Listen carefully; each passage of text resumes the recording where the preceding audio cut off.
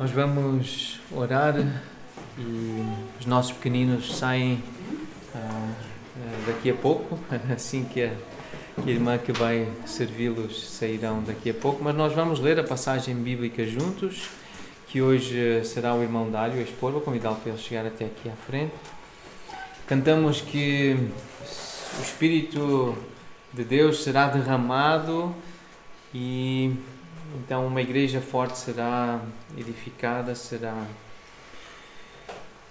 estabelecida. Nós acreditamos que o Espírito é derramado, ele é dado à medida que nós lemos a Bíblia, à medida que nós nos enchemos da Bíblia, mais Espírito nós temos.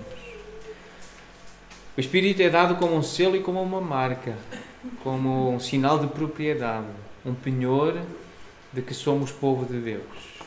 Mas a Bíblia diz que nós precisamos nos encher do Espírito. E o Senhor diz que Ele dá o seu Espírito à medida que a palavra dEle nos é concedida, nos é dada.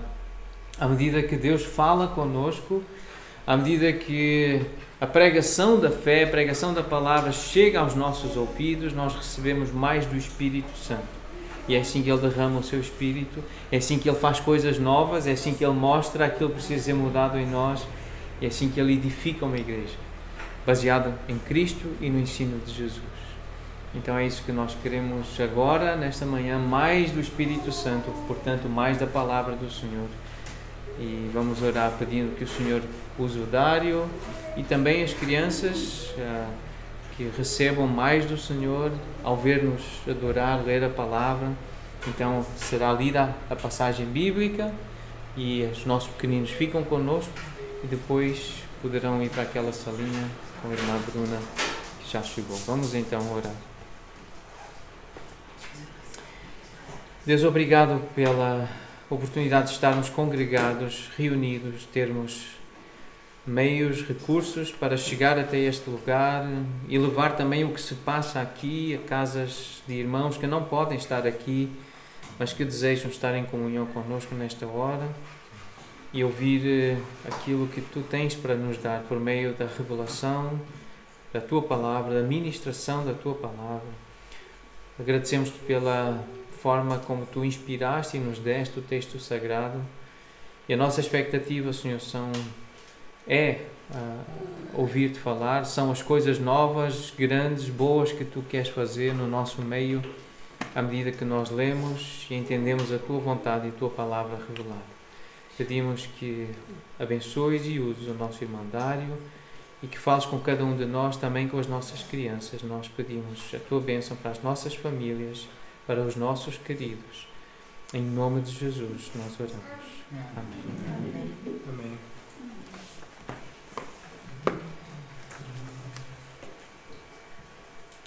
Com graça e paz, irmãos.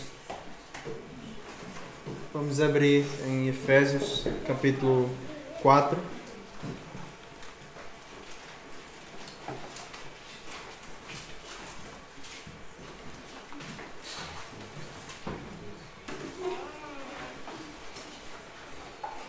E vamos ler os versículos 7 a 16.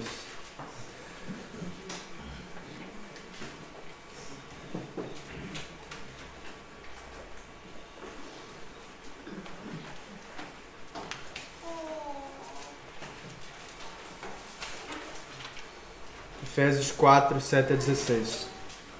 Diz assim a palavra de Deus. Mas a graça foi dada a cada um de nós segundo a medida do dom de Cristo. Por isso diz, subindo ao alto, levou cativo o cativeiro e deu dons aos homens.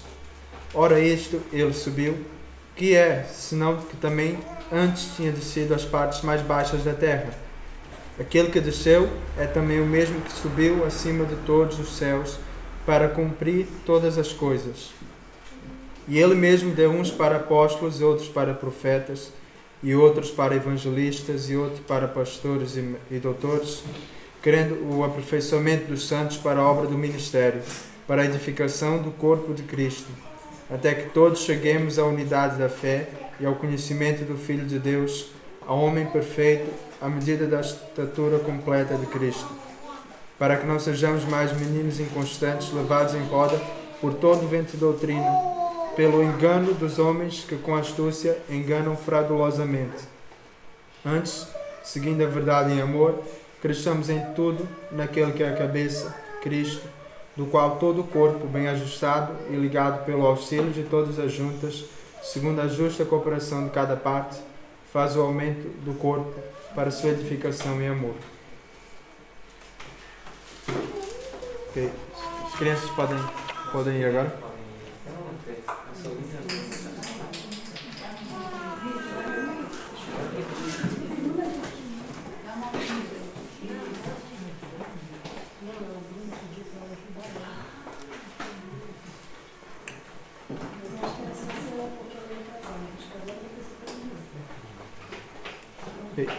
Então, meus irmãos, a cidade de Éfeso era uma das maiores cidades do Império Romano, em que Paulo esteve lá por quase 3 anos e pregou para todos os habitantes da Ásia.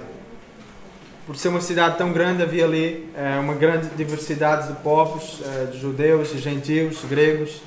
Logo havia também divisões na igreja. E Paulo escreve essa carta então, enfatizando a unidade da Igreja de Cristo. Ele começa por mostrar o plano eterno de Deus, depois mostra que todos eram igualmente pecadores e foram salvos pela graça. Logo não há distinção entre judeus e gentios. Ambos foram salvos pela graça por meio de Jesus. Apesar dessa união, Paulo mostra que no corpo há diferentes funções e diferentes dons. Nos capítulos 5 e 6 ele diz alguns deveres para cada pessoa, seja maridos e esposas, pais e filhos, servos e senhores. Todas essas diferentes funções devem contribuir para a edificação do corpo de Cristo, à medida que cada um se esforça para manter a unidade do Espírito, no vínculo da paz, que se despoja dos hábitos da velha natureza e se reveste dos hábitos de uma nova natureza. Então, eu queria mostrar aqui um esboço dessa carta aos Efésios. É uma carta muito rica. Pouco mais de um ano eu também preguei Efésios capítulo 6, mostrei essa parte também, esse esboço. Hoje nós vamos estar a falar aqui desse ponto B, 2b. Essa parte, a igreja foi criada para produzir boas obras. Vamos falar da nova vida em Cristo, começar a introduzir um pouco esse tema. Mas basicamente essa divisão podia ser feita em duas partes, em que a primeira parte, capítulos 1 a 3, seria a doutrina, e a segunda parte, capítulos 4 a 6, seria a parte prática. Ou seja, Paulo começa por expor uma boa doutrina na primeira parte, e depois ele aplica isso que ele desenvolveu, porque a doutrina por si mesmo, se não for aplicada, não vai trazer valor nenhum para nós. Agora voltando ao capítulo 4, versículos 7 a 16, a ideia principal que nós vemos aqui nesse texto que nós lemos agora há pouco é que Cristo providencia o necessário para a edificação da igreja, que é o seu corpo. É isso que nós vemos aqui em cada detalhe, sempre essa ênfase, essa centralidade em Cristo. E é isso exatamente que Paulo queria transmitir. É dele que vem tudo que é preciso para que a igreja cresça. Então, com base nessa ideia, o que nós vamos tratar aqui hoje é que cada crente tem a responsabilidade de cooperar na edificação da igreja usando os meios que Cristo dá. Então, cada crente tem a responsabilidade de cooperar na edificação da igreja usando os meios que Cristo dá. Cristo providencia, cada crente usa dessa providência para ser cooperador de Cristo na obra da edificação da igreja. Então vamos começar por ver nos versículos 7 a 11 o que é que Cristo providenciou, o que é que Cristo dá, essa provisão de Cristo nos versículos 7 a 11. Paulo começa então por, nesse texto, ele usa a ideia da igreja. Ele usa a ideia de um corpo para ilustrar o que é a igreja. Dentro desse corpo, cada um de nós é um membro, mas Cristo é a cabeça. É dele que vem tudo que é necessário para o correto funcionamento e crescimento do corpo. Então essa ilustração de um corpo, se nós formos ver também no nosso corpo, funciona também dessa forma, o corpo humano. A cabeça, o cérebro, como se fosse aquele processador do corpo, é o que dá todos os comandos, controla todos os movimentos, seja movimentos voluntários, mexer aqui meu braço, movimentos involuntários, meu coração a bater, a respiração, é tudo o cérebro que controla. É ali que guardamos também memórias, é que funciona o aprendizado, é ali que tomamos decisões. A cabeça que comanda o santo corpo, e o santo corpo apenas obedece o que a cabeça dá. Então, se minha cabeça dá uma ordem para mexer meu braço vai mexer. Assim que funciona o nosso corpo. Então, trazendo para a igreja, Cristo é que comanda tudo, e nós recebemos as ordens de Cristo e devemos cumprir para o bom funcionamento do corpo. Mas Jesus, além de dar ordens, Ele também dá os meios para cumprirmos essas ordens. Outra ilustração que nós vemos da igreja é em João capítulo 15, quando Jesus diz no versículo 5: Eu sou a videira, vós os ramos. Quem permanece em mim e eu nele, esse dá muito fruto. Ou seja, se permanecermos em Cristo, vamos receber dele a sua seiva e vamos produzir frutos. Por outro lado, se nos afastarmos dele, não vamos receber essa seiva, não vamos produzir nada, vamos ser infrutíferos e inúteis. Então essa seiva é uma ilustração daquilo que nós recebemos de Cristo, trazendo agora para o texto em Efésios, versículo 7, é como se fosse essa graça que foi dada a cada um de nós, segundo a medida do dom de Cristo. Então, a principal graça que nós recebemos, se nós somos de fato filhos de Deus, foi a nossa salvação, que possibilita o acesso à presença de Deus. É disso que Paulo também fala nos versículos 1 a 6, dessa questão da unidade, aquilo que nós recebemos em comum, essa graça que nós recebemos. Ele fala de um só corpo, um só Espírito, uma só esperança, um só Senhor, uma só fé, um só batismo, um só Deus e Pai de todos. É assim que ele fala aqui no início desse capítulo 4.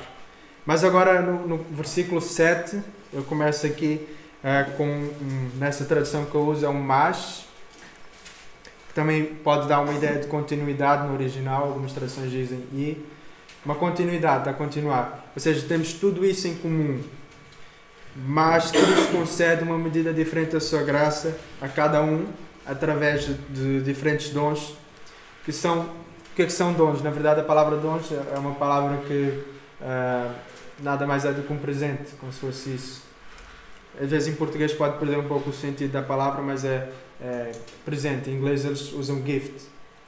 Então é um presente que Cristo distribui como Ele quiser, segundo a sua própria vontade, com um propósito específico que nós vamos ver daqui a pouco. O versículo 8, Paulo faz uma alusão ao Salmo 68, versículo 18, em que ele aplica o triunfo, ele aplica esse salmo ao triunfo de Cristo sobre Satanás, sobre o pecado e sobre a morte, que mantinham os homens cativos.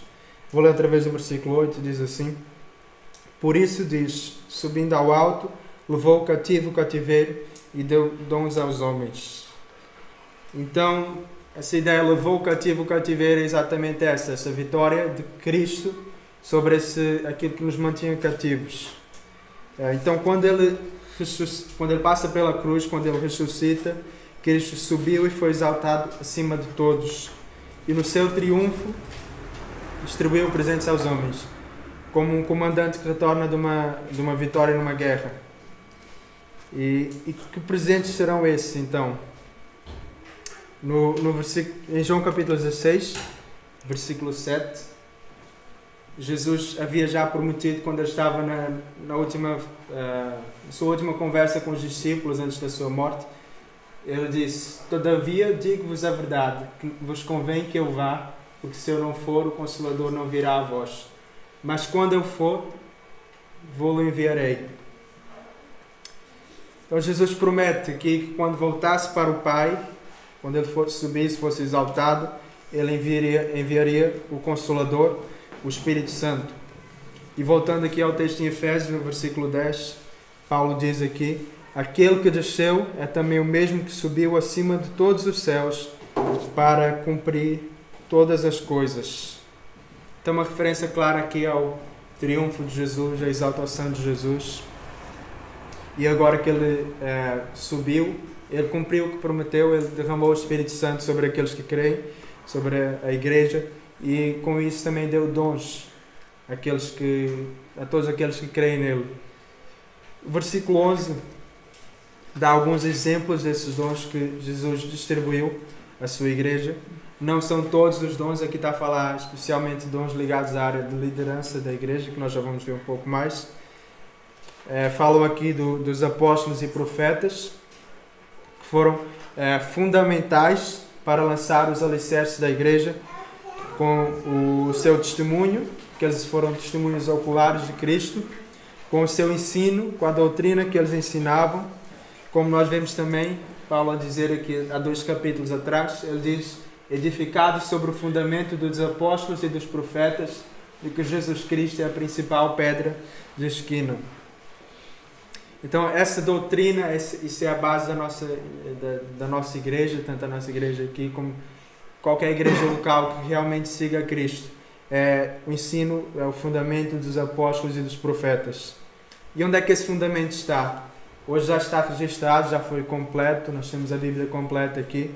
O Novo Testamento foi escrito e é daí que nós tiramos, em especial aqui as cartas, por exemplo, essa carta aqui aos Efésios, em que nós vemos aqui a doutrina, o ensino dos apóstolos e profetas. Então, esses dois dons já foram necessários naquele tempo e o fruto deles está aqui em nossas mãos. Nós temos acesso aqui a essa doutrina. O versículo continua e fala também de evangelistas, daqueles que têm uma capacidade especial de transmitir a mensagem do Evangelho aos outros. E também fala de pastores, mestres.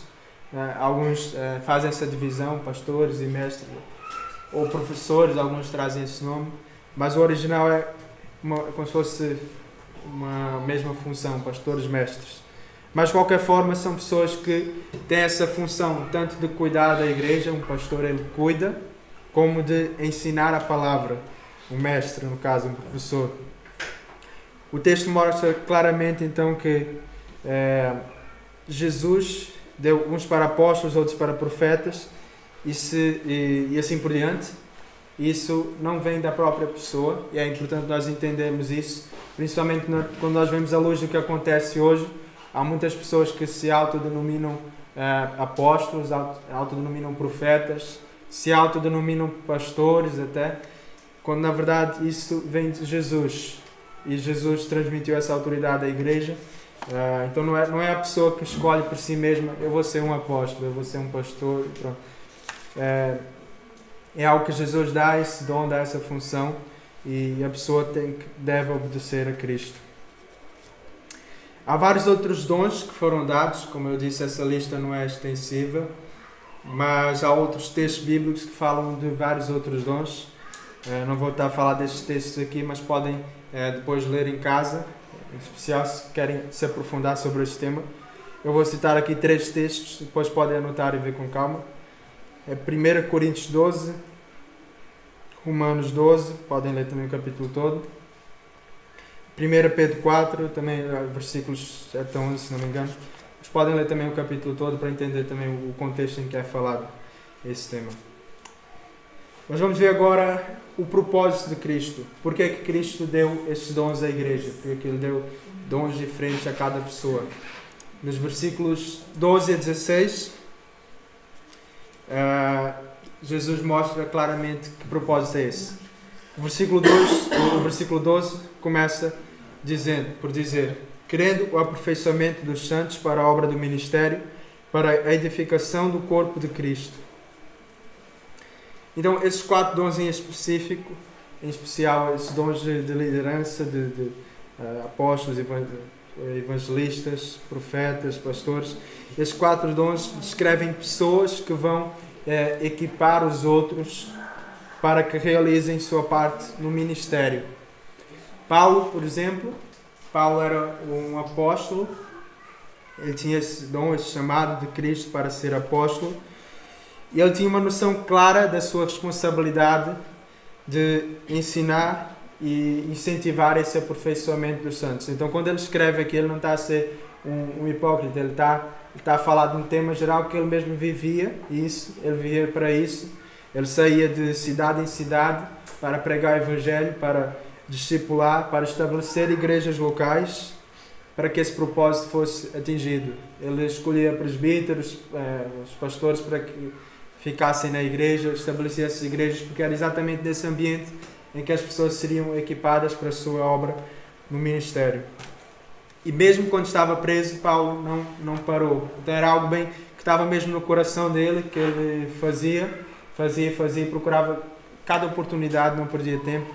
Às vezes até uma situação, agora estou preso, não posso fazer nada. Não, Paulo aproveitava.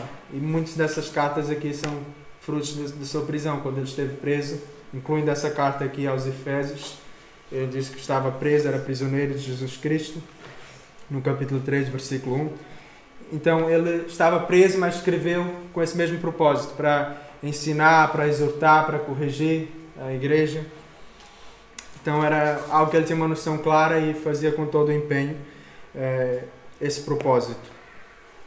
E é isso também que ele diz em 2 Coríntios 13, de 9 a 10. Diz assim: porque nos regozijamos estar fracos quando vós estáis fortes. e o que desejamos é a vossa perfeição. Portanto, escrevo estas coisas, estando ausente, para que estando presente, não use rigor, segundo o poder que o Senhor me deu para a edificação e não para a destruição. Esses dois versículos aqui são muito ricos. Na verdade, mostra que Paulo até nem se portava de estar fraco, de sofrer, de ter passar por perseguição, de até de estar preso, desde que os outros fossem fortalecidos com isso, desde que fossem edificados. E era esse o propósito que ele deixa bem claro, assim como aqui em Efésios, né? O aperfeiçoamento dos santos. E ele entendia claramente o dom que Deus lhe deu para edificar os outros. Então, Paulo é um exemplo de alguém que usou o seu dom e foi empenhado nisso, de acordo com o propósito. Não usou para benefício próprio, mas usou para benefício da igreja. Mas agora vamos entender o que é esse aperfeiçoamento. Aperfeiçoamento, a própria palavra, a raiz da palavra, nós entendemos que é tornar perfeito. Uma palavra que no texto original também pode significar capacitar, a capacitação dos santos para a obra do ministério, como se fosse assim esse versículo. Então, o que é que inclui uma capacitação? Vai incluir o ensino, vai incluir a correção, vai incluir disciplina, vai incluir também encorajamento, para que todos atinjam a maturidade. Perfeição também tem a ver com algo que é completo, algo que não falta nada. Isso é a ideia de perfeição. É necessário então muito trabalho para que isso seja atingido, e Deus escolheu fazer esse trabalho por meio da igreja, por meio do corpo. Isso foi algo bastante interessante quando eu estava a preparar essa pregação, entender isso, porque Deus tinha poder para, com uma palavra, aperfeiçoar a todos, se Ele quisesse. E pronto, não é porque Deus não podia, mas Ele não quis fazer isso. Ele quis fazer o aperfeiçoamento por meio da igreja. Jesus podia tornar as pessoas santas se Ele quisesse com uma palavra. No entanto, o que Ele fez, Ele concedeu uns para apóstolos, outros para profetas, evangelistas, pastores e mestres. Então essa é a maneira, essa é a vontade de Deus. É assim que Deus estabeleceu as coisas. E a vontade dele é perfeita. Então, por mais que a gente ache que podia ser de outra maneira, mais fácil, menos dolorosa, trouxesse menos sofrimento, a vontade de Deus é que é boa, não é a nossa. Nós não podemos querer achar que somos melhores que Deus, que a nossa maneira é melhor.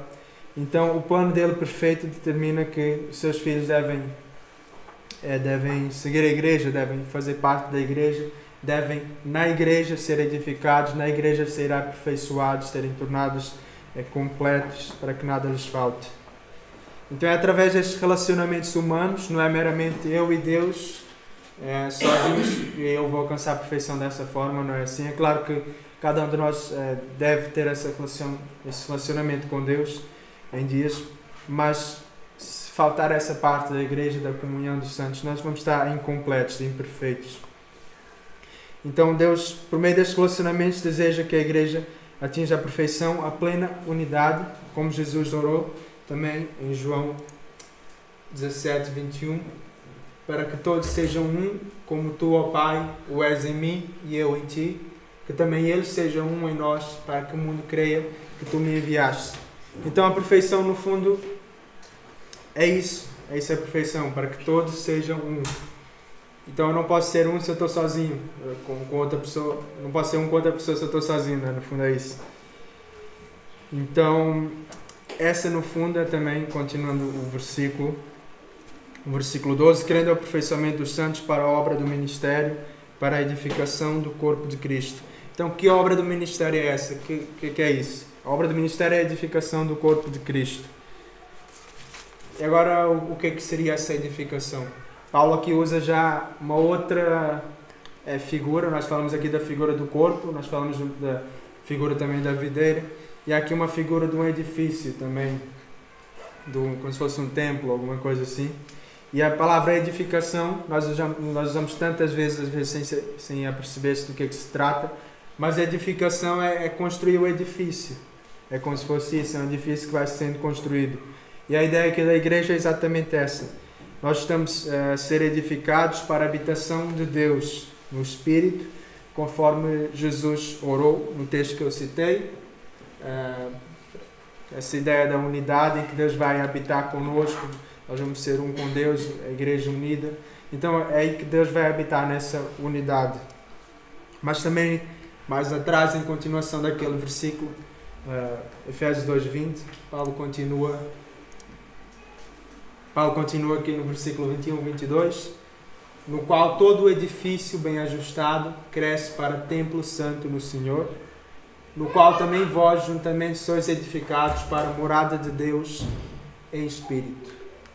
Então, morada de Deus, é isso exatamente que Paulo diz mais atrás, e essa é a ilustração da edificação. Nós, à medida que ficamos cada vez mais unidos em verdadeira união, Deus vai ali habitar, a morada vai ficar cada vez mais perfeita, a morada de Deus. E é isso também que está aqui, por exemplo, no Antigo Testamento, não é uma ideia nova. Salmo 133, o versículo 1 e 3b dizem assim: ó, quão bom e quão suave é que os irmãos vivam em união. E depois, porque ali o Senhor ordena a bênção e a vida para sempre. Então, no meio dessa unidade da igreja, Deus vai habitar ali, nós vamos encontrar essa vida para sempre, a vida eterna, a bênção verdadeira. Porque Jesus diz também que a vida eterna é que conheçam a Ti, o único Deus verdadeiro, e a Jesus Cristo que enviaste. Então é algo que lá no Antigo Testamento já estava previsto que ia acontecer, agora está já bem claro para todos nós o que é que significa isso e a importância dessa união. Os irmãos aqui, está uma menção bem clara, nós somos a família de Deus, então se nós somos a família de Deus, somos todos irmãos, então precisamos viver em união e Deus vai se agradar disso. E continuando aqui também no versículo 13, Paulo continua a desenvolver o seu raciocínio. É um raciocínio contínuo e fácil, em que é muito simples de entender se nós simplesmente pararmos aqui para ler esse texto, talvez 1, 2, 3 vezes. Paulo está a continuar aqui a descrever isso, e é isso que eu vou também estar aqui versículo a versículo, para nós entendermos isso mais claramente. Versículo 13, aqui do capítulo 4, Paulo diz então: até que todos cheguemos à unidade da fé e ao conhecimento do Filho de Deus, ao homem perfeito, à medida da estatura completa de Cristo. Então esse é o sentido da edificação, que em resumo tem a ver com dois conceitos, que é a unidade da igreja, onde Deus vai habitar nessa unidade, e um conhecimento verdadeiro de Jesus, que não é um conhecimento teórico, mas é um conhecimento relacional, de um relacionamento real e verdadeiro. Isso vai ser plenamente atingido, então, quando cada membro chega ao estado que Paulo chama aqui homem perfeito. Então, trazendo para aquilo que nós definimos como perfeição, o homem perfeito é alguém a quem não falta nada, está completo. E o que é não faltar nada? O que é que nós de fato precisamos para sermos homens perfeitos? E Paulo continua: a medida da estatura completa de Cristo.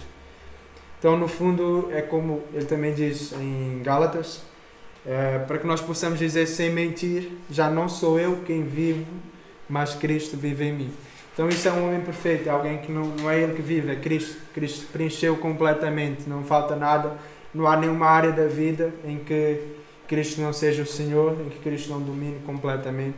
Então esse é o estado que todos nós devemos almejar e buscar como igreja, não individualmente, apenas a pensar que eu mesmo agora vou ficar o dia inteiro a orar sozinho, isolado no monastério lá, para atingir esse estado de perfeição. Então não é isso, é na igreja, é com relacionamentos humanos, a passar tempos com os outros, tempo com Deus e com os outros, e assim, esse é o plano de Deus. Agora, no versículo 14, em sequência, Paulo traz mais um incentivo para mostrar que essa ideia de maturidade, de perfeição, é algo urgente que nós precisamos lutar para atingir, nós precisamos fazer, trabalhar usando os meios que foram dados para atingir isso. Ele relembra um grave perigo que já existia naquele tempo e que hoje existe ainda mais por conta também de toda a história que já se passou, que é o perigo das heresias, o perigo dos falsos mestres daqueles que com astúcia enganam fraudulosamente. E é assim que diz o versículo 14, vou ler outra vez. Para que não sejamos mais meninos inconstantes, levados em roda por todo o vento de doutrina, pelo engano dos homens que com astúcia enganam fraudulosamente. Então, nós estudamos isso, acho que os irmãos ainda lembram, recentemente falamos muito sobre esse tema de falsos mestres lá em Romanos, né? E como é que eles, quais são as estratégias deles. Então acho que ainda está em memória, mas Paulo aqui relembra que é extremamente importante deixarmos de ser meninos inconstantes, ou seja, essa linguagem que Paulo usa para descrever os crentes imaturos, que são levados em roda por todo o vento de doutrina, que caem no engano desses falsos mestres. Os falsos mestres vão estar aí e quem quer ouvi-los vai lá ouvi-los. Quem foge da verdade vai procurar esses falsos mestres para ouvir aquilo que é agradável a eles. E geralmente são pessoas que são movidas pela ganância, querem dinheiro para si mesmos. Então nós precisamos ter cuidado, porque se alguém não está firme na verdade, na verdadeira doutrina e no verdadeiro conhecimento de Deus, vai querer buscar essas outras coisas e fica exposto ao perigo. E o que é que são essas pessoas, esses meninos inconstantes?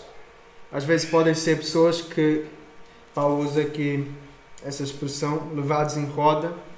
Às vezes pode ser alguém que anda em círculos, alguém que, digamos, está obcecado por alguma doutrina e só fala dessa doutrina, por exemplo, não amadurece, não desenvolve, fica sempre preso naquilo, em discussões, em debates, não sai daquilo, fica a andar em círculos.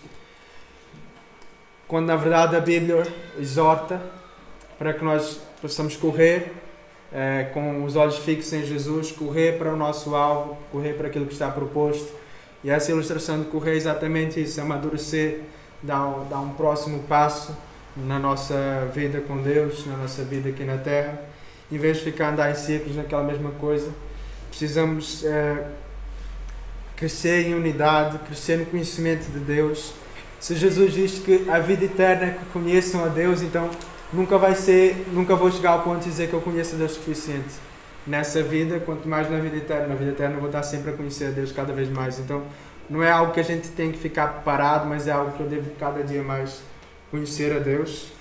É claro que isso não é aquela ideia de buscar novas ideias, de sair do que foi escrito, não é isso que eu estou a dizer, mas é que nós permanecemos em Cristo e crescemos em conhecê-lo cada vez mais, cada dia mais. E acho que nenhum de nós pode chegar ao fim da sua vida e dizer que já leu a Bíblia o suficiente. Já há pessoas que já leram mais de 100 vezes e dizem que queriam ler mais uma vez e não é suficiente, ainda não conheço a Deus o suficiente. Então é isso que nós devemos buscar cada dia mais, e é isso também que a Bíblia, não só aqui nesse texto em Efésios, mas também vou ler outro texto que também fala em Hebreus, fala sobre essa ideia, essa urgência de nós crescermos espiritualmente. Hebreus 6, 1 a 3 diz assim: por isso, deixando os rudimentos da doutrina de Cristo, prossigamos até a perfeição, não lançando de novo o fundamento do arrependimento de obras mortas e da fé em Deus, e da doutrina dos batismos, da imposição de mãos, da ressurreição dos mortos e do juízo eterno. Isso faremos se Deus o permitir. Então isso tudo são coisas importantes. É importante ter essa base, ter essa doutrina. A ideia aqui não é passar por cima disso, mas é ter essa base já feita e avançar para aquilo que é realmente importante. Porque a doutrina em si, se nós ficarmos só em ciclos na doutrina, não avançamos para o verdadeiro conhecimento de Deus, isso não vai valer nada. Agora a doutrina verdadeira vai apontar para Cristo, para essa perfeição, para essa vida completa de Cristo em nós. E é isto que nós devemos fazer com a doutrina. Estudar a doutrina não para ficar ali sempre parados, mas para colocá-la em prática. Se nós de facto colocarmos essa doutrina em prática, nós vamos caminhar à perfeição. Agora se nós apenas ouvimos, não vale de nada, no fundo. Então, sendo algo urgente, esse chamado é algo que todos nós precisamos fazer a nossa parte. E como nós vimos também no versículo 11,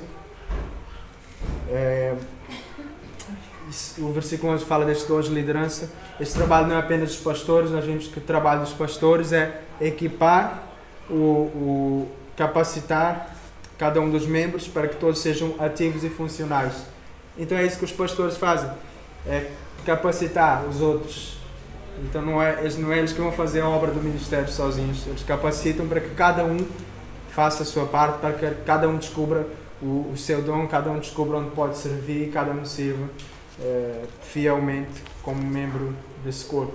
Porque se fosse apenas os pastores que fizessem a sua parte, era apenas os pastores que faziam parte do corpo de Cristo, o que não é o caso, não é? Se nós colocamos a nossa fé em Cristo, nós fazemos parte desse corpo, então nós somos membros de igual forma, porque há apenas uma cabeça, e essa cabeça é Cristo. Os outros são todos membros do corpo.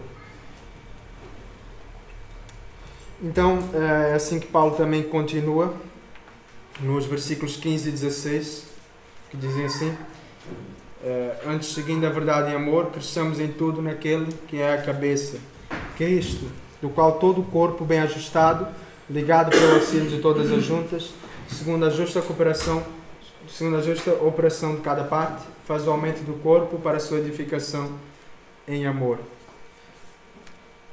Então ele mostra mais uma vez que Cristo é essa cabeça que nós devemos seguir, segundo a justa cooperação de cada parte. Então, se cada um de nós fizer a sua parte, seguindo a função específica que a cabeça designou, o corpo vai ficar bem ajustado, vai ficar bem ligado e vai aumentar, vai ser edificado, vai crescer. E é essa ideia que Paulo quer deixar bem claro aqui. Não é algo difícil de entender, é algo que o próprio Paulo aqui vai desenvolvendo, vai repetindo a ideia, vai desenvolvendo um pouco mais. Então, no fundo é isso, não é difícil de entender, mas é difícil fazer, né? Colocar em prática. Mas antes de partir para aplicações, eu quero só falar aqui do amor, essa palavra que Paulo fala nestes 2 versículos. Ele introduz aqui essa palavra, por assim dizer, seguindo a verdade em amor, e depois no final, para a sua edificação em amor. Então Paulo começa a introduzir uma coisa nova, por assim dizer, que não é nova, né?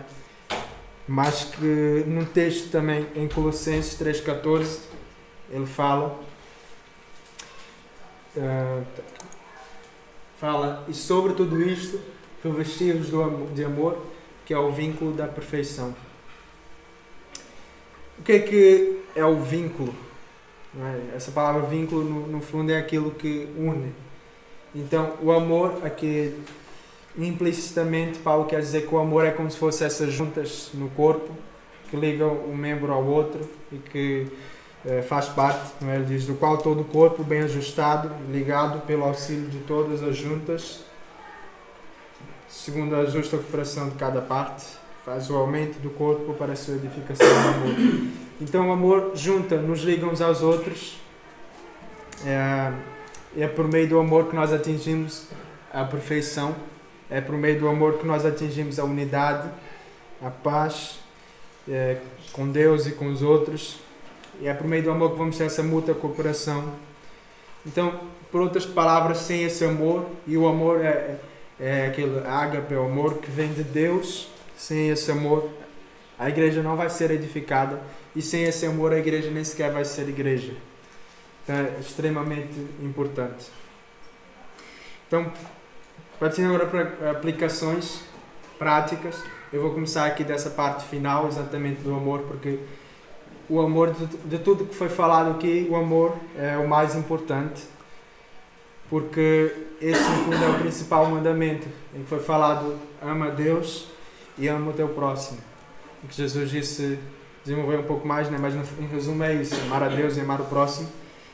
E é preciso ter isso em mente, porque às vezes nós podemos tentar fazer as coisas, usar nossos dons para o nosso benefício próprio, ou para a nossa, às vezes até para servir os outros, mas com motivação errada, para nós nos exaltarmos a nós mesmos, sermos bem vistos na sociedade, na igreja. Isso já não é amor. Então é importante.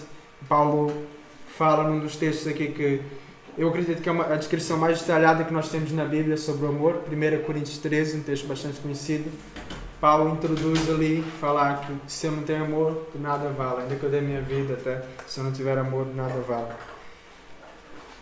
Então eu estive a ler um livro que eu queria partilhar isso como uma aplicação também, em que ele trazia um exercício com esse texto 1 Coríntios 13, de 4 a 8. Nós vemos ali a palavra o amor algumas vezes. Então, o amor é sofredor, o amor é benigno, o amor não é invejoso, o amor não trata com leviandade, não se ensoberbece, não se porta com indecência, não busca os seus interesses, não se irrita, não suspeita do mal, não folga com a justiça, mas folga com a verdade. Tudo sofre, tudo crê, tudo espera, tudo suporta. O amor nunca falha. Acho que todos já ouviram esse texto alguma vez, pelo menos. Muitas pessoas do mundo, até do mundo, o conhecem. Mas o exercício... São dois exercícios, na verdade. O primeiro que eu queria trazer é um exercício mais de nós conhecermos a Deus, de sabermos quem Deus é. E há um texto que diz que Deus é amor. E de facto, se Deus é amor, então nós podemos fazer esse exercício que é... Onde há a palavra amor, eu vou colocar Deus. E assim eu conheço um pouco mais de quem é Deus, do seu caráter, e sei que Deus está aí uma descrição de Deus. Nós podemos ler dessa forma e pronto, ter mais intimidade com Deus. Esse exercício é fácil de fazer, não custa muito. Mas agora, nós voltando para Efésios, há um outro texto, em Efésios capítulo 5, no próximo capítulo, em que começa por dizer: sede, pois, imitadores de Deus como filhos amados. Então, esse é o chamado para cada um de nós ser imitadores de Deus. Então, o primeiro exercício era colocar o nome de Deus onde há amor. O próximo exercício, que eu vou estar aqui a ilustrar com o meu nome, é substituir ali pelo nosso próprio nome, onde ali o amor substitui, no caso, Dário. E agora, não vou ler o texto em voz alta, porque acho que já está um pouco... já não é verdade, né? Mas é um exercício que eu quero deixar como autoconfrontação, porque à medida que eu leio isso eu vou ver o que é que parece mais mentiroso do que eu estou a dizer, e eu vou ver exatamente onde é que eu estou a falhar. Então, como é uma descrição bem detalhada, trata de vários temas, mesmo aqui onde não se porta com indecência, que está a falar ainda de mim, por exemplo, eu não me porto com indecência, eu não busco meus próprios interesses, e assim por diante. Se eu colocar meu nome, eu vou ver será que isso é verdade ou não, né? Então, onde é que eu estou a falhar, onde é que eu preciso melhorar. E acho que é uma coisa bem prática da gente ajudar a perceber, porque o amor, se eu falar só amor, estou a dizer, preciso aprender a amar um pouco mais. Ok, mas aqui está a descrição do amor. Qual dessas descrições é que eu estou a falhar mais? Então já torno um pouco mais específico nos pontos, e assim eu posso até orar mais, buscar conselhos mais específicos. Então foi um exercício que eu achei bem interessante, e que acho que depois, quando chegar em casa, podem todos fazer também isso. Então, essa é a base. Nós precisamos ser aperfeiçoados no amor. Mas outra aplicação agora, voltando para o tema dos dons, outra aplicação que eu quero deixar é ler estes textos aqui, que eu também já falei agora há pouco, para procurar aprender mais sobre os dons. O 1 Coríntios 12, Romanos 12, 1 Pedro 4, de 7 a 11, fala um pouco sobre estes dons espirituais. Em especial, 1 Coríntios 12 é um texto que explica com muito mais detalhes essa ideia toda dos dons, a ideia do corpo, a ideia de que há diferentes membros, e que cada um membro tem uma função diferente. Então, se alguém ficou com alguma dúvida sobre esse tema, encorajo que depois leiam com calma esse capítulo, 1 Coríntios 12, mas leiam também na sequência. Nós falamos aqui do capítulo 13, então leiam o 12 e o 13. Porque Paulo termina o capítulo 12, ele fala uma longa exposição sobre os dons e tudo isso, mas ele diz: eu vos mostrarei um caminho mais excelente. E aí começa a falar do amor no capítulo 13. Então, os dons de nada valem se não tivermos amor. Os dons, na verdade, devem ser um meio de nós colocarmos o amor em prática, de nós operarmos o amor para a edificação do corpo. Então, é um incentivo, sim, para que cada um descubra, busque descobrir esses dons que recebeu de Cristo, mas não devemos dar tanta ênfase, tanta importância mais aos dons, como há algumas igrejas que dão muita importância a isso e só falam disso, de dons e dons, mas Paulo deixa bem claro que o caminho mais excelente é esse do amor, e é nisso que nós devemos buscar ser aperfeiçoados. E os dons devem fazer parte, mas não são o tudo. Em especial aqueles dons sobrenaturais que deixam-nos impressionados muitas vezes, mas Paulo deixa bem claro que isso deixa impressionado porque é sobrenatural, ok? Mas não deve ser nosso foco. É muito fácil nós tirarmos o nosso foco do que é realmente importante para os dons. Os dons são um meio e não um fim específico, como nós vimos aqui. Então, se alguém ainda não sabe que dom tem, devemos buscar entender esses dons que recebemos de Cristo. Então, podem começar por servir em diferentes áreas, buscar em oração até receber a resposta de Deus e também envolver a igreja nessa busca, porque Deus pode revelar isso à igreja, para que a igreja identifique os dons das pessoas e para que cada um possa servir da forma que é agradável a Deus, de acordo com a vontade de Deus. E se já sabem que dons receberam, então busquem oportunidades de servir com esses dons, que já sabem que têm, e busquem aperfeiçoá-los também. O aperfeiçoamento pode ser com prática, colocar em prática aquilo, procurar oportunidades, pode ser também com estudo, com buscar alguma maneira melhor disso. Por exemplo, aqui no caso do ensino, tenho tido oportunidades aqui de colocar em prática isso, desenvolver um pouco mais. Desejo também estudar no seminário, é uma forma de aperfeiçoar um dom também, de ensinar, porque se é um dom de ensino eu preciso aprender primeiramente para que possa ensinar os outros. Então é um exemplo, mas que cada um deve buscar, se já sabe, aperfeiçoe, se não sabe, busque qual é o dom que tem. E não esqueçam então, busquem não para si mesmo, mas para que possam servir com amor ao corpo de Cristo para a edificação. Então, nessa busca dos dons, não esqueçam só de ter esse foco realmente. Eu vou servir aos outros. Por que eu disse vou encontrar meu dom se eu servir aos outros? Porque é exatamente por isso. Eu sei que o objetivo do dom é a edificação da igreja. Então posso perguntar a mim mesmo, o que eu posso fazer para edificar a igreja? O que eu posso fazer para buscar a unidade? O que eu posso fazer para que as pessoas cheguem ao conhecimento de Deus? Então começa a moldar as minhas orações, a minha busca, aquilo que eu vou servir. Então isso ajuda de fato, porque tira um pouco aquela dispersão toda que nós temos e coloca-nos um foco mais específico num propósito. Também devemos buscar desenvolver essas características do amor, dos nossos relacionamentos na igreja, e buscar remover qualquer pedra de tropeço também que impeça a unidade no vínculo da paz. Uma forma também prática, outro texto que eu quero deixar aqui para que leiam.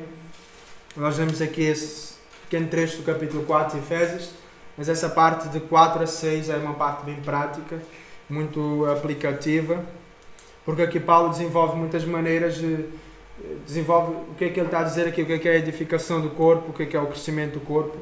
Ele exorta a santificação, ele fala de deixar velhos hábitos, e diz especificamente que hábitos são esses, por exemplo, deixar a mentira, falar a verdade, parar de roubar e trabalhar para que possa abençoar os outros, perdoar uns aos outros. Fala várias coisas assim que bem práticas, que nós podemos ver aquilo que há de errado em nossa vida ainda nessas coisas e podemos tirar esses hábitos, renovar a mente, revestir de novos hábitos.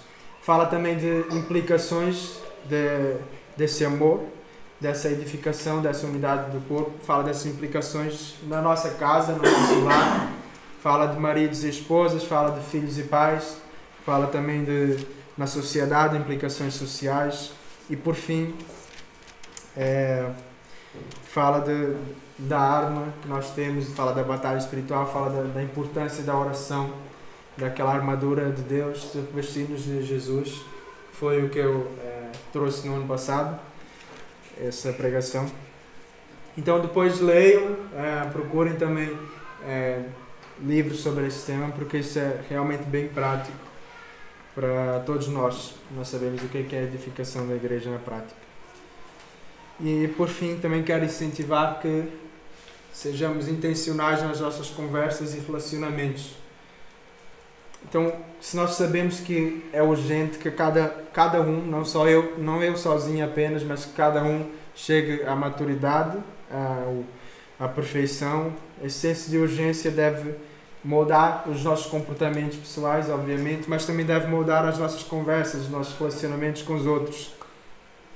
Assim como Paulo, que ele era bastante intencional, viajou de cidade em cidade para pregar o Evangelho, para edificar os outros. Escreveu várias cartas nós devemos também ter esse mesmo objetivo de edificar as pessoas que passam por nós. Seja um amigo, seja um vizinho, seja alguém que já é crente, já conhece a Deus, seja alguém que ainda não conhece. Nesse caso eu tenho que ir, talvez com mais calma ainda, explicar coisas que são básicas para nós, mas que alguém que não conhece a Cristo não entende. Mas precisamos ter isso em mente. Essa urgência deve moldar, deve estar em nosso coração e procurar oportunidades para isso. E Paulo disse isso a Timóteo, 2 Timóteo 4:2, acho que resume bem o que é que ele queria dizer. Prega a palavra, esteja preparado a tempo e fora de tempo, repreenda, corrija, exorte com toda a paciência e doutrina. Então, da mesma forma, nós devemos estar preparados a tempo e fora de tempo. É importante ter uma comunhão plena com Deus para sermos guiados pelo Espírito, para que possamos também andar na luz e deixar que Deus nos direcione para pessoas específicas, para situações específicas em que nós podemos, às vezes não vamos estar preparados, não é? Isso quer dizer também tempo e fora de tempo, não é? Às vezes eu posso ser preparado aqui, preparei essa pregação, ou seja, isto é o tempo, não é? Nós sabemos que aqui, a essa hora, domingo às 10h30, vamos ouvir uma pregação, eu me preparei para isso.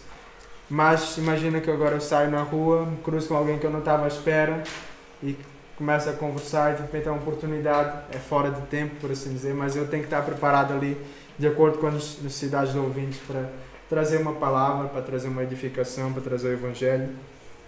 E por isso é extremamente importante que cada um de nós esteja firme nessa palavra e no nosso relacionamento com Deus. E algo também que eu tenho procurado praticar na minha vida, eu queria ler o último texto agora, que foi um texto que há algum tempo, no ano passado, foi um texto que Deus falou comigo de uma forma especial nesse texto e que tenho procurado moldar meus comportamentos em torno disso. É Romanos 1, de 11 a 12. Diz assim: porque desejo ver-vos para vos comunicar algum dom espiritual, a fim de que sejais confortados, isto é, para que juntamente convosco eu seja consolado pela fé mútua, assim vossa como minha. Então é isso que eu entendi que eu deveria, sempre que estivesse com meus amigos, ser intencional, trazer alguma palavra de edificação, compartilhar alguma coisa, seja aqui num culto, seja numa trilha, como eu gosto de fazer trilhas, num piquenique, a tempo e fora de tempo, né? No fundo é isso. Mesmo que seja uma saída informal, uma coisa qualquer, saída de amigos, supostamente não vai ter uma palavra, não vai ter um louvor, não vai ser um culto, mas eu posso sempre trazer uma palavra, em especial se forem amigos crentes, especial nesse caso, eu preciso ter uma atenção. Se for crente, porque não? Eu posso ter como Paulo isso aqui, comunicar algo não espiritual, ou seja, compartilhar alguma coisa, ser confortado, ser consolado na fé, fortalecer a fé um do outro. Então foi algo que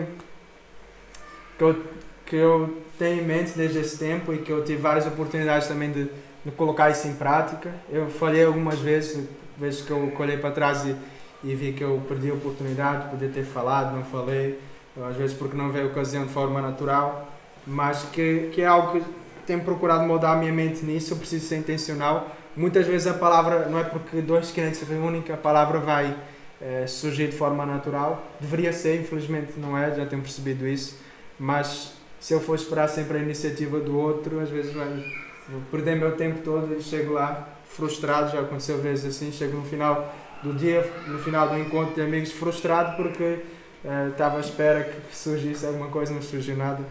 Mas eu preciso ter iniciativa, eu preciso chegar. Se ninguém chega, ou mesmo se pronto, posso começar logo um tema de conversa, uma conversa informal, trazer uma palavra, algum versículo, alguma coisa que Deus tem falado comigo. E isso é extremamente importante.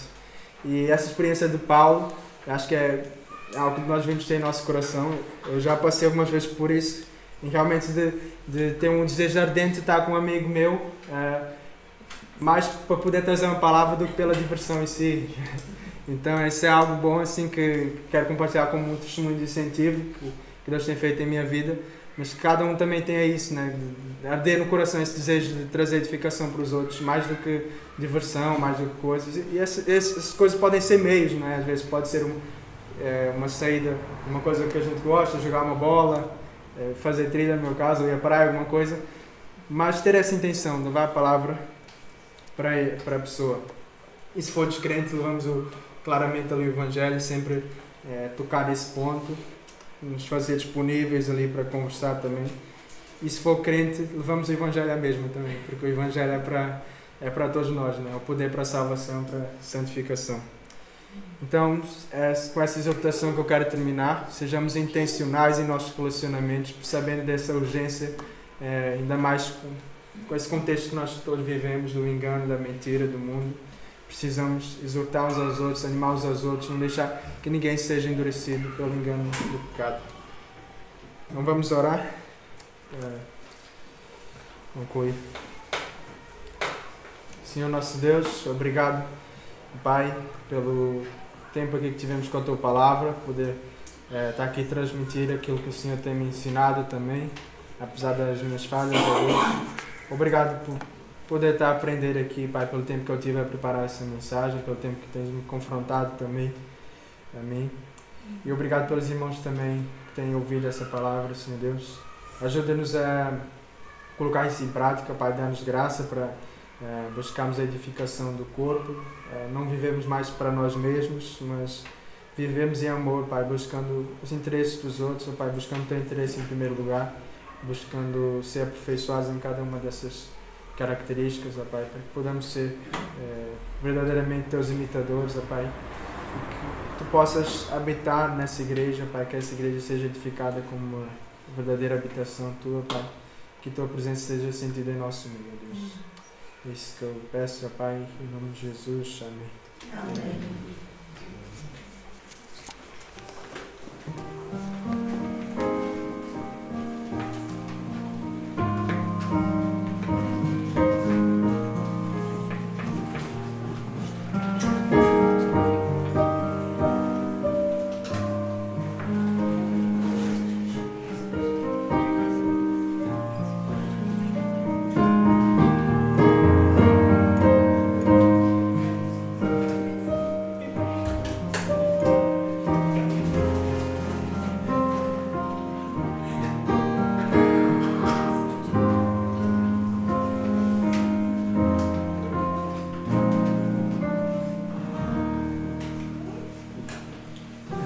Igreja